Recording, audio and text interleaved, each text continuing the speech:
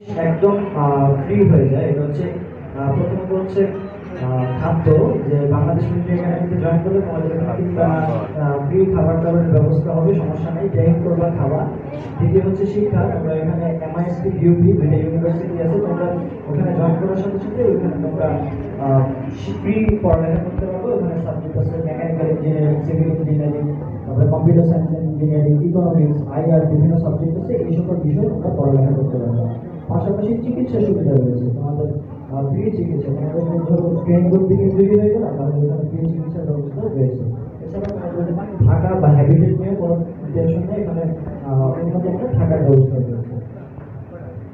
আচ্ছা, পাশাপাশি তোমরা একটা ফার্স্ট ক্লাস সিটিজেনের মর্যাদাও পাবে। First class gazetted officer goes to academic degree during BMA training and earns honors engineering degree right after the commission. BMA training and academic study is free. Academic receive handsome amount of training. আচ্ছা, যখন তুমি college পার হয়ে college complete করে, এখন আমরা মূল কথায় আসি, ঠিক আছে? কলেজ পার হয়ে আর্মিতে জয়েন করতে চাও, প্রথমে কি করবা? অবশ্যই জয়েন বাংলাদেশ আর্মি এরকম একটা ওয়েবসাইট আছে, ওই ওয়েবসাইটে আমরা ক্লিক করব। ক্লিক করার পরে ওইখানে যেই ফর্মটা আছে ওই ফর্মটা আমাদের ফিল আপ করতে হবে।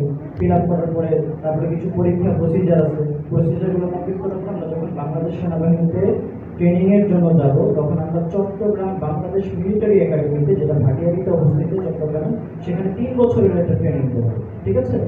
ওই 3 বছরের ট্রেনিংয়ে তোমাদের থাকা খাওয়ার যেরকম বললাম ব্যবস্থা আছে, থাকা খাওয়া চিকিৎসা শিক্ষা সবগুলোর ব্যবস্থা আছে। অনুরূপভাবে তোমাদের এখানে মান্থলি একটা 10 থেকে 11,000 টাকার একটা স্যালারি দেওয়া হবে ট্রেনিং এর 3 বছর, ঠিক আছে?